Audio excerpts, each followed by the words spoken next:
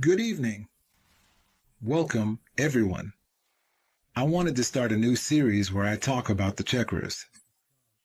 I'll talk about the energy body. I'll talk about changing consciousness. So we can help each other.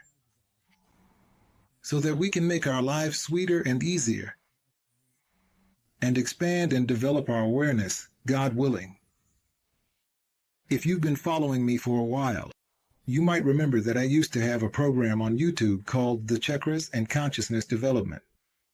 Currently, this program is available on my website. And I've set a very symbolic price for it.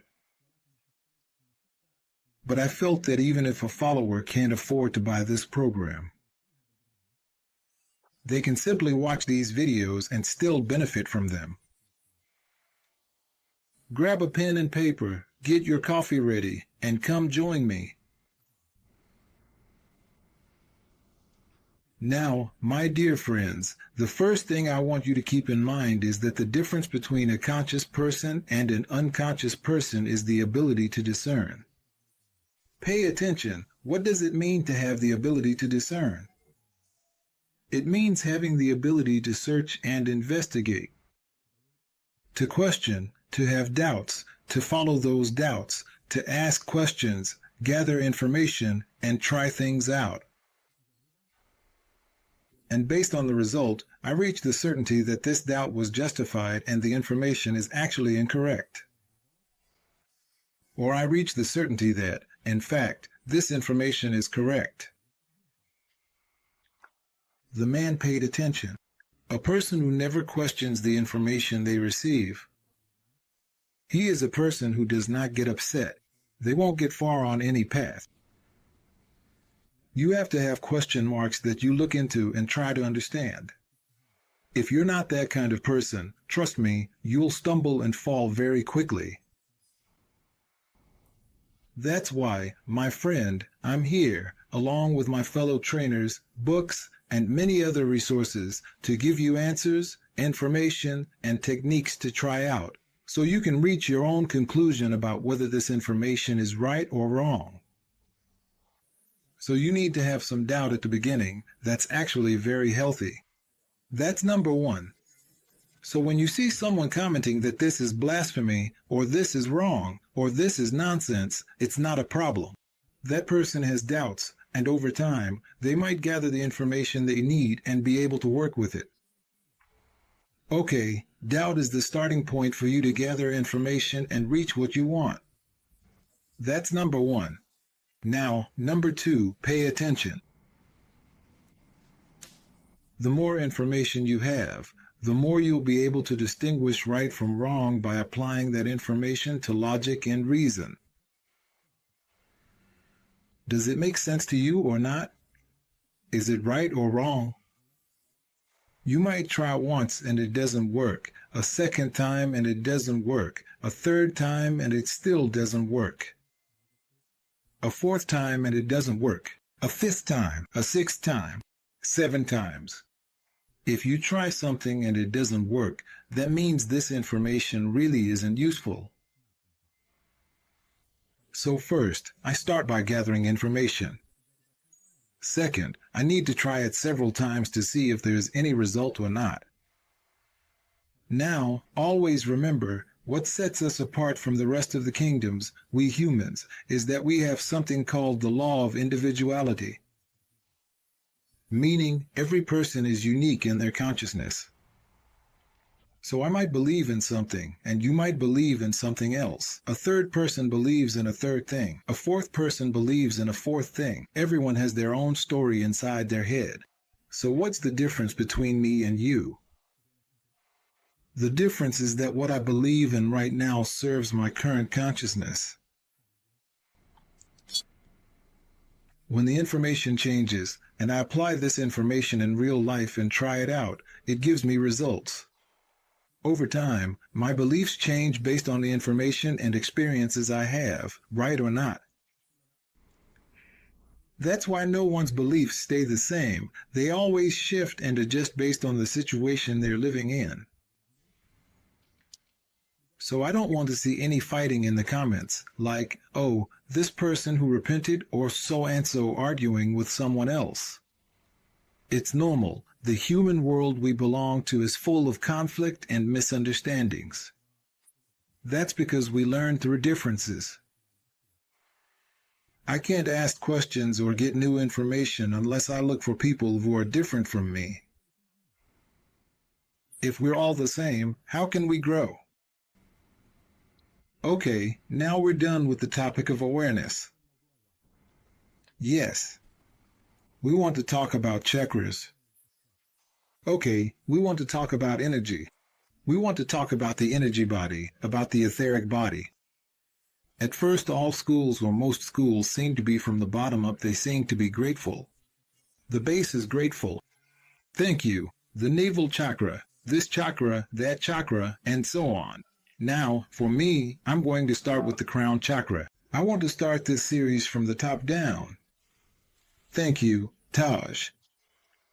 First of all, if you go and look into the old schools, the first people who talked about chakras were the Indians in the Far East.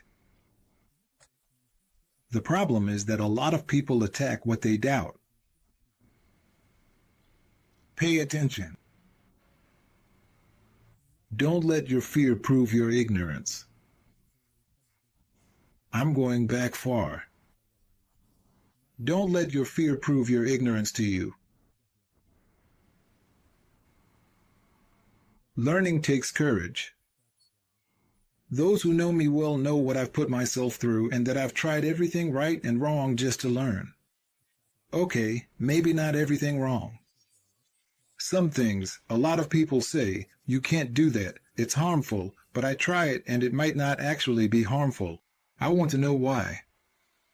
But I do it. I try it on a small scale. Anyway, sometimes there are people who say, this information comes from the East, so those people don't know God. First of all, my dear brother, the person who invented electricity or discovered electricity, the one who discovered the Kami DS notebooks, the one who discovered the law of gravity, and whoever discovered whatever else, whoever discovered this or that. 3/4 of those people probably didn't share your beliefs. But because we are brave, we studied these theories and benefited from them. Because wisdom is the lost property of anyone, wherever they find it. If it helps you develop, brings you closer to God, and improves your society and your life, then it is good, as long as it doesn't harm you or harm others. And it is not against his religious beliefs. Okay, so question number 1. We all know, all of us. We believe that there is an unseen world. We know there are angels, right? And we know there are jinn, and we know there are things that are invisible. The problem is, as soon as we see anyone saying there's something invisible, we immediately attack them. So why are we attacking them? Let's use our minds, be brave, and try to study this, because honestly, some of these things involve real experiences and have actually led to healing results. Go to a website called Global Pranic Healing. There are medical studies about people who had health problems and were healed. They rely on the same things I'm going to talk about. If you want to criticize this, you could actually learn it and get the same results. And you can keep your own beliefs and even get closer to God. What I want to tell you is, don't attack something you don't know. Be brave, and you're smart. I trust your intelligence. Okay, I'm here to talk to you with awareness, reason, and logic, so we can both benefit. I don't have any personal interests except that I honestly want to help you. This video is free and it doesn't benefit me in any way. Okay, now pay attention. Imagine with me, or think with me, that whenever you want to do something, like making this coffee, there's always an idea that comes to your mind before you actually do it. You say, I'm going to make coffee, so I'll get this cup. The carton, a cup, I mean a paper cup. And I'll put the coffee with the water, boil them, pour it in, and drink the coffee. This idea already exists in your mind, so you already have a certain plan for something that could become real in the physical world. The world you're in. Or let's make it simpler. Your body actually has an invisible part. This invisible part is like the blueprint of your physical body. They call it the mold of the physical body. That's why you have senses that aren't connected to the 5 physical senses. Like when you suddenly think of someone and then they call you. Or when you feel like something is about to happen, and then it does. Some things just aren't related to the physical body. Now, some studies say that birds, for example, and these are medical studies, not just Sulamaki talking, say that when birds fly in the sky, the pineal gland in these birds is extremely, extremely small. It gives them a sense, kind of like antennas, you could say. Like the old antenna on a phone or a TV back in the day, it helps them know where to fly and how to move based on changes in the weather, even before the weather actually changes. So people just look and say, "Glory be to God, this flock of birds knows exactly when to take off and when not to fly. The birds hide before it starts to rain. Birds take cover before an earthquake happens." Let me give you an example. Okay, they sense each other and move as a flock without even seeing one another. There's a medical study that says the pineal gland in birds plays a role similar to communicating with something intangible. This development, as it evolved, eventually reached humans. We also have a pineal gland, but the purpose of the pineal gland in humans, aside from many things like secreting melatonin, when it gets dark, your body releases melatonin, and this melatonin puts you into a deep state of sleep, among other things. Yeah. Some medical studies say that this gland is responsible for your connection with the unseen world. In addition, this gland, if we assume this is the pineal gland, around the pineal gland, they say there are a lot of very tiny cells surrounding it. The activity of these cells is linked to a significant development that defines you. And intuition is when you know something without anyone telling you. When you know without anyone teaching you. Something comes to your mind and you try to make it happen. I have tried it and got the result. The result just came to your mind, so you tried it and it worked. So you know something without anyone telling you about it. Now, if we want to talk in more detail, imagine with me that this is the pineal gland. It has a mirror, or it has an energetic manifestation that we call the crown chakra. The crown chakra, or in Sanskrit they call it Sahasrara chakra. What does that mean? It means the point where 1,000 pathways meet. Okay. So they say that this point, which is at the center of the head, the pineal gland itself, has 1,000 energy pathways connecting to it. Now, the person who said 1,000, maybe it's not exactly 1,000. I don't know, maybe that's just an estimated number.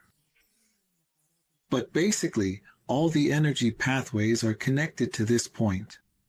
And this point acts as a gateway for the entry and exit of certain energies, or as a portal for communication. A gateway for what? For communication. Now, the more this gateway is activated, the more a person is able to sense what's beyond the material world. Now, here comes Mr. Skeptic, and he'll tell you this is all nonsense. Look, my dear friend, when you go out into nature and sit there watching the trees and the birds, if your mind is clear, the only thing that comes to your mind is, glory be to God. What just happened? What happened is that you were able to sense something beyond the material world. You felt, let's say, a very beautiful spiritual feeling that has nothing to do with me or with religion. So you said, glory be to God, that's amazing. It's really beautiful, what a sight. Honestly, if you held a diamond and looked at it, you'd say, this is really beautiful. What did you feel? It's just a stone, but you sense something beyond the diamond, something beyond the material world of the diamond. When you see an innocent child, the first thing you say is, glory be to God, how beautiful. It's just a child. If you only looked at the material world, at this body in front of you, it shouldn't give you that feeling. So what is it that made you feel that way? It's that you were able to sense what's beyond the body, beyond the material, beyond the thing in front of you. Right? Wow. This is where the idea comes in that all of us have this ability. But that feeling you got, it contains information I didn't understand. I just said, wow, glory be to God. But I don't have any information. That feeling actually contains an incredible amount of information. We call it inspiration or divine inspiration. But a lot of people don't know how to read the data behind it. They don't know how to understand that information. For thousands and millions of years, humans have always had a question mark. A question mark. The question mark has always been, who brought us here, and why do we exist? Where did we come from? And where are we going? Wherever it is we're going. Right. Without the pineal gland and its ability to sense the unseen world, humans can't find an answer. That's why the wise people came along. And they tried something new. It was that humans should practice something called withdrawal of the senses. If you look around, you'll actually find that many people have practiced this thing called withdrawal of the senses for thousands of years. I think it goes back to 700 BC. This withdrawal of the senses is when I shut off my 5 senses, close my eyes, I shut my mouth, I don't taste anything. There's nothing. There's calmness. I relax while I'm at ease. The sense of touch, taste, smell, hearing, sight. Not a single sense is working. When you shut off your senses, what does your body do? Oh, the beating. It starts to move. That's why you find your mind bringing you thoughts, Thoughts, thoughts, thoughts, thoughts. What happens is, you're forcing your body to develop without, or without using, its five senses. Meaning, you develop in a way that's beyond the five senses. You say, okay. So you're sitting there, relaxed. Not a single sense is working. You're bored. I'm fed up. NASD. Whatever it is. After a while, when you keep observing your thoughts, you keep watching your thoughts. We won't get into details. A part of your awareness starts to develop because you're in a situation. You've suppressed all your awareness from developing. None of the five senses are working, except for the sixth sense, which they call intuition. So I've shut down my five senses. I don't want to use them right now so I can develop the sixth one, because the sixth sense is already there. This sixth sense, when it develops over and over again and again, I'm trying to make things as simple as possible for you. After a very long time, it could take anywhere from 1 to 7 years, when you start closing your eyes. If you ask a question, you start to get some answers or certain ideas come to your mind. These answers are coming from your connection with the Lord of the worlds, with your own self. Now, someone might say, yeah, but what if these are negative thoughts or evil ideas? It's possible that even you yourself have a part that leans toward negativity. But with regular practice, as you keep suppressing your senses and continue to do so, you control your senses, work on controlling them, take charge of them, and relax. You'll go through a phase where you feel really down. I am very upset, very angry.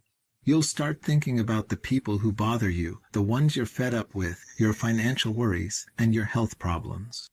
But time after time, again and again, you'll notice that there's a lot of silence behind this state. We call this mindfulness. What is mindfulness? It is that your thoughts have stopped or your thoughts have been monitored very greatly. You have clear monitoring of thoughts. So as long as your thoughts are being clearly observed, if you ask the question, most of the thoughts that come to you will likely be from your true self.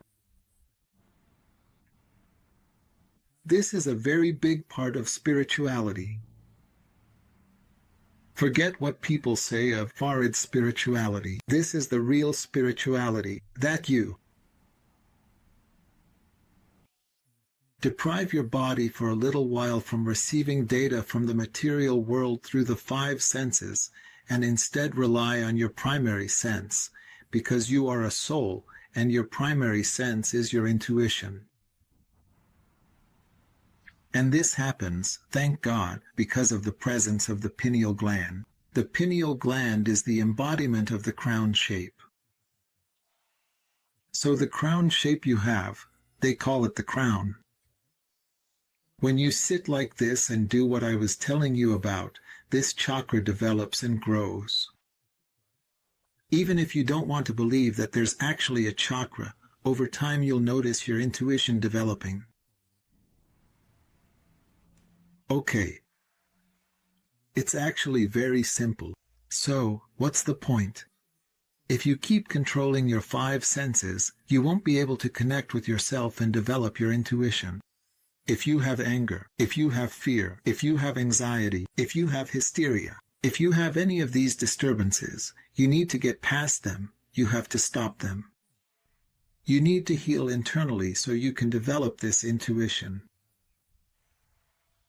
That's why in yoga schools they say developing intuition is a very advanced stage, because before that you have to deal with your anger. If you're very angry, you can't sit still for an hour. If you get bored easily, you lack patience. You won't be able to sit for an hour of meditation. You just can't sit for an hour. It's hard. If you're very anxious, you can't sit for an hour. That's why they say it's a super advanced stage, but you need to start practicing it from day one. 10 minutes, 15 minutes, half an hour. Okay. Every time you feel your mind is bothering you and you're giving up. Okay, it's just practice. If I go to the gym and I'm lifting 2 kilos, 3 kilos, 5 kilos, I felt that I could not carry them tomorrow. It's all about training. You're not fighting with your senses or your body. You're trying to gain control over your senses and your body. Okay. That's why, my friend, this training will give you real information that you won't find in books. It will make you feel something new when you go out into nature and say, "Glory be to God, I've never experienced this before." Because your connection with the unseen world, with the spiritual world, has changed. When you look at a child or at anyone, you're able to see the beauty of the person, not just the beauty of their body.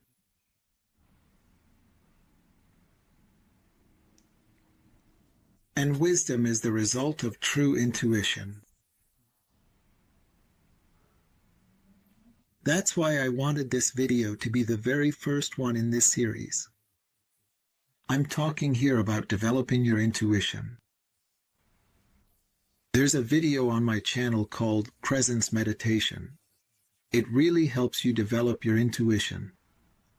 Okay, let me know in the comments if you like this idea. Maybe we can dive deeper into it in the future. But in the next video, I want to talk to you about another chakra. And of course, if you want to learn more, you can visit my website and take a course called Chakras and Consciousness Development for a very symbolic price and benefit even more. Okay, I'll see you in the next video, and I hope you found this helpful.